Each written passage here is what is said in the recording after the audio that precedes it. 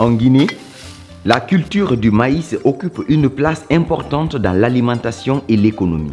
Cette culture demeure un pilier pour la sécurité alimentaire et nutritionnelle du pays, puisque 33% du maïs consommé en Guinée est produit localement. Depuis octobre 2017, les agriculteurs font face à l'invasion de la chenille légionnaire d'automne sur la culture de maïs, causant d'importants dégâts et menaçant la production. Ce ravageur s'est propagé rapidement et sa présence a été confirmée dans les 33 préfectures du territoire national. Sa capacité d'adaptation et de propagation font de ce nuisible un danger pour la sécurité alimentaire et nutritionnelle en Guinée.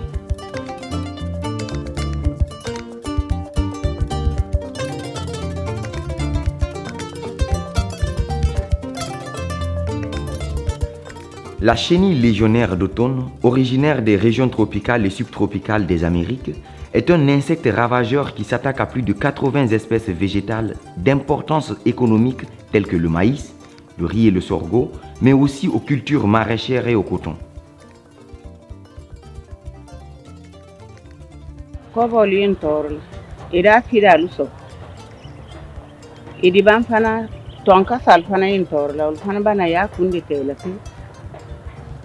Ani tumbunin dol fane bola yesu minal iba mina ya fira la konkorona li wo ba ban konkorona nya tinyani ndiwo iba yimi mafoni ka bo ka ala filipon yanna ya wara.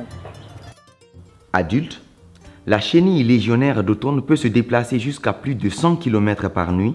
Elle pond de 1000 à 2000 œufs sur les plantes qui éclosent sous forme de larves et commencent à les attaquer. De fortes infestations peuvent entraîner des pertes de rendement importantes. La chenille légionnaire pourrait donc avoir un impact direct sur la sécurité alimentaire et nutritionnelle des ménages les plus vulnérables, dont la plupart dépendent de leur récolte pour subvenir à leurs besoins. La chenille légionnaire est un ravageur d'envergure qu'on peut considérer aujourd'hui comme un grand fléau en train vraiment de causer des dommages sur les cultures vivrières et particulièrement le maïs. On ne peut pas parler aujourd'hui d'une bonne planification, d'un programme de lutte, si la surveillance n'est pas utilisée comme outil. Tous les techniciens formés dans le cadre de la FAO sont équipés d'un portable Android. Donc, il y a une application qui permet ici de se connecter avec ce portable qu'on appelle fameuse, c'est-à-dire la chenille. On envoie les bases de données, dans les bases de données de la FAO toutes les informations relatives à la chenille légionnaire, c'est-à-dire le taux d'évolution sur telle ou telle localité victime d'attaque des chenilles légionnaires, lesquelles données peuvent être utilisées au temps futur dans le cadre des planifications, dans le cadre de la lutte intensive et intégrée contre les chenilles légionnaires. La lutte mécanique aussi est un moyen. Quand vous voyez, vous pouvez ici rechercher la chenille, la prendre et l'écraser, avant que ça continue à mettre le dégât sur votre maïs. Ça aussi, c'est évident. Également, on peut prendre aujourd'hui le sable, on met dans le verticille ou dans le cornet du maïs. Ça aussi, ça permet de gérer la chenille légionnaire, puisque quand la chenille est en train de se remuer dans le cornet, avec les grains de sable, elle va se faire blesser. Et quand elle est blessée, c'est fini. C'est fini pour elle, le cycle est bouclé. Il y a tant d'autres techniques, bien sûr, il y a tant d'autres techniques. La formation que la FAO nous a donnée, je peux dire vraiment ça nous a émerveillés. Partout où tu vas, tu peux trouver que la formation là a été jusqu'au bout quand même. C'est grâce à vous qu'aujourd'hui le maïs a très bien donné. Sur les années passées, on avait assez de problèmes.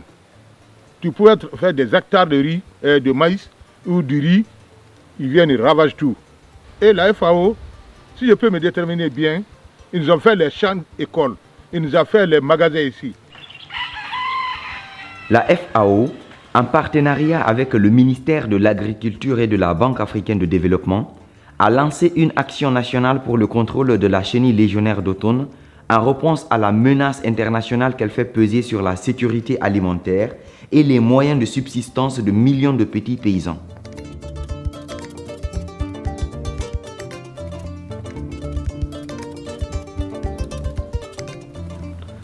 Nous avons à peu près 80% de la population guinéenne dont les revenus viennent de l'agriculture, et on a 57% de ruraux à peu près. Et accroître les rendements, ça veut dire avoir des variétés performantes de culture, mais aussi contrôler les pestes qui s'attaquent à ces cultures-là. La chenille légionnaire d'automne s'attaque essentiellement au maïs. Et actuellement, il y a des porteurs sur les cultures maraîchères. C'est cause à effet, nuisible, diminution de rendement, diminution de la production, diminution des revenus des paysans et diminution de l'économie, du revenu intérieur brut guinéen. On a reçu de la FAO 25 motos tout-terrain, 100 pulvérisateurs à dos, 42 atomiseurs, 300 kits de protection et au moins 300 smartphones pour le téléphone. Et en plus, la FAO a organisé beaucoup de formations au niveau de tous les acteurs. C'est-à-dire que nous, les agents de terrain, les bénéficiaires, les paysans. Voilà. Dans le cadre du projet, plusieurs activités ont été mises en place.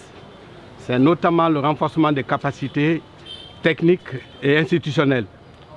La gestion durable de la lutte contre la chenille légionnaire. Dans ce cas, il y a eu des acquisitions. Ces acquisitions, c'est le matériel de traitement, c'est les kits de protection corporelle. Il y a eu aussi la résilience des producteurs affectés par la chenille légionnaire d'automne. Dans ce cadre-là, 500 paysans, ménages et 44 groupements ont été appuyés par ce projet à travers la FAO. Et dans le cadre de la surveillance, on a reçu 300 smartphones et 2500 pièges à phéromones. Ces smartphones ont été distribués aux 300 agents de surveillance qui ont été formés. Nous faisons tout pour que le paysan soit informé parce que la chenille légionnaire est venue, ce n'est pas pour repartir. Déjà au niveau de sa zone d'origine, il est là-bas il y a plus de siècles, de 2 siècles. Mais ce n'est pas les produits phytosanitaires qui les combattent, ils sont là. On cherche à les contrôler. La date des semis, c'est important. Si vous plantez tardivement ou échelonné, ça veut dire que vous allez nourrir la chenille tout le long du cycle. Donc c'est pourquoi il faut s'aimer très tôt et ne pas échelonner la culture. Ensuite, il faut que, que les semis soient diversifiés avec d'autres cultures qui ne sont pas des céréales. C'est quoi? Par exemple le manioc, par exemple le gingembre. On a vu à Zérokoré par exemple que les gingembre associés au maïs contrôlaient mieux la chenille légionnaire. La chenille légionnaire d'automne n'attaque pas les semences. Que ce soit le maïs, que ce soit les autres là. C'est uniquement quand c'est en culture. C'est en culture que ça attaque. Les principales approches de la lutte intégrée et durable contre la chenille légionnaire d'automne comprennent différents moyens tels que la sélection de variétés résistantes et de semences de qualité, l'identification de pesticides moins toxiques et moins coûteux et de biopesticides efficaces, la conservation et l'augmentation des ennemis naturels pour la lutte biologique.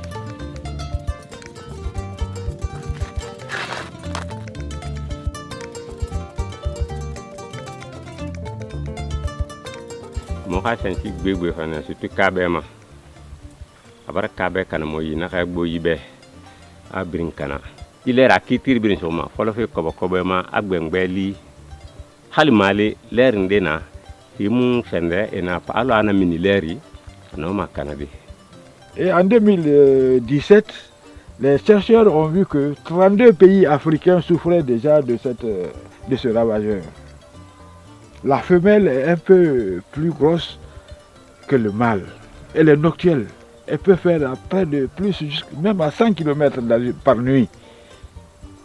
Et ça peut pondre 1000 à 2000 œufs en amas sur les feuilles. Et l'éclosion, c'est de 48 à 72 heures. Et dès qu'elle éclose, ça vient s'éparpiller sur les feuilles des maïs et ça ronge. Je ne peux pas à quel niveau je peux vous dire le dégât que la chenille a cause sur les cultures céréalières. Et ça tend même à faire disparaître la culture du maïs chez nous. Nous avons agi sur le calendrier agricole, mais ça n'a pas suffi. On a aussi utilisé des insecticides. Et ces insecticides-là aussi nous amènent d'autres conséquences. C'est ce que nous commençons à voir en tant que producteurs de semences. Les insecticides ne détruisent pas seulement la chenille que tu vois là, mais ça agit sur d'autres espèces qui sont utiles. Et nous avons aussi essayé la lutte biologique. C'est-à-dire, il y a aussi certains insectes qui peuvent se nourrir de ça là. En dehors du maïs, la chenille légionnaire d'automne s'attaque également aux autres produits maraîchers du pays. Ce nuisible menace le processus d'atteinte de la sécurité alimentaire et nutritionnelle et accroît la vulnérabilité des populations et des ménages ruraux. Soutenir la gestion durable et intégrée de la chenille légionnaire d'automne par les petits paysans est essentiel pour protéger leurs moyens de subsistance et leur environnement. Les actions concrètes qui ont été mises en place par la FAO, il y a eu d'abord la formation des techniciens sur l'identification de la chenille, parce que c'est une chenille qui peut ressembler à beaucoup d'autres. Donc elle a les caractéristiques particulières quand on la regarde qui permettent de dire que c'est vraiment cette chenille-là. On ne peut pas passer à côté et la confondre avec une autre. Ensuite, il y a eu des actions de sensibilisation. Plus de 1000 spots d'information en langue nationale sont passés sur les télévisions nationales, mais également sur les radios communautaires locales pour informer et sensibiliser les communautés, les producteurs sur la présence et les dégâts causés par cette chenille légionnaire-là. On a mis en place un système d'alerte précoce, une application mobile qu'on peut mettre sur des téléphones et qui permet de dire chaque fois qu'on la voit, de l'identifier et de dire elle se trouve dans tel ou tel domaine. Alors c'est une plateforme mondiale qui a été développée par la FAO et qui permet à travers le monde en temps réel aujourd'hui de montrer la répartition et surtout la présence de la chenille légionnaire dans un pays et dans le monde en entier. Un élément important, comme vous le savez, si on la retrouve aujourd'hui un peu partout dans le monde et partout même dans le monde, on vient de la signaler d'ailleurs il y a quelques mois en Australie, c'est parce que c'est une chenille qui résiste à l'essentiel des pesticides chimiques aujourd'hui qui sont sur le marché. Et on a fait des essais pour voir est-ce qu'il y a des plantes qu'on peut utiliser pour réduire un tout petit peu l'impact de ces chenilles-là. Et ce travail a pu aboutir à identifier une plante en particulier, les Nîmes, et les noms scientifiques c'est Asidrecta indica, qui réduit considérablement l'impact et le développement de cette maladie, de cette chenille-là. Et ça, je pense que c'est une très bonne nouvelle. Et nous avons mis en place des mécanismes pour que les gens puissent aujourd'hui produire de la poudre de Nîmes, de l'huile de Nîmes. Et chaque fois qu'on verra cette maladie dans un champ, aujourd'hui, on peut utiliser ces plantes botaniques-là pour réduire un peu son impact dans le champ. Même en l'absence du maïs, elle s'attaque à d'autres cultures. On la trouve aujourd'hui, on a vu ici même en Guinée, on l'a trouvé ces attaques sur les sorgho, sur les milles, sur les cultures maraîchères telles que le gombo, les piments et tout ça. Donc, elle s'adapte à tout.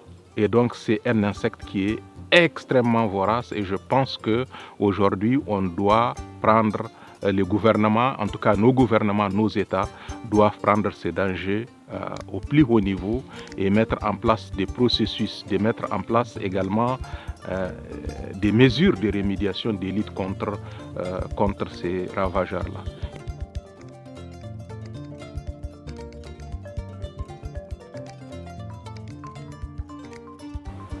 Dans la dynamique de nourrir l'Afrique, il faut non seulement faire de l'agriculture un vrai business, donc l'agribusiness, mais il faut créer les conditions pour une augmentation de la productivité, de telle sorte qu'on puisse produire en quantité suffisante pour pouvoir nourrir nos populations, donc diminuer les importations en tant que telles. On perd énormément en termes d'importation de denrées alimentaires.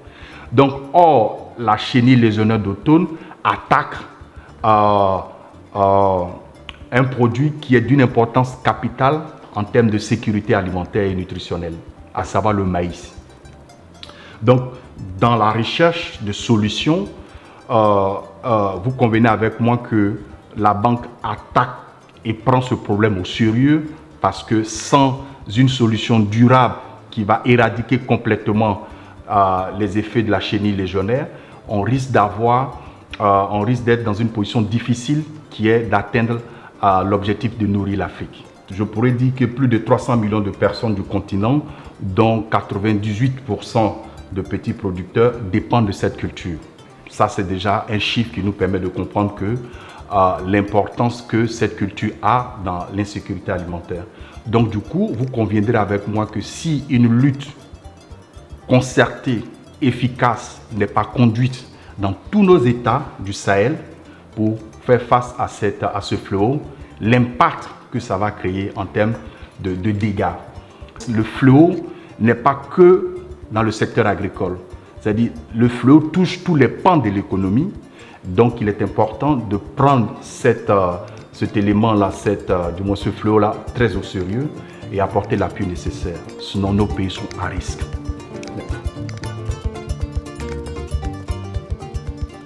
Sur la base des acquis de ce partenariat avec la BAD et le gouvernement guinéen, la FAO vise l'intervention d'urgence pour une phase de contrôle durable de ce nuisible.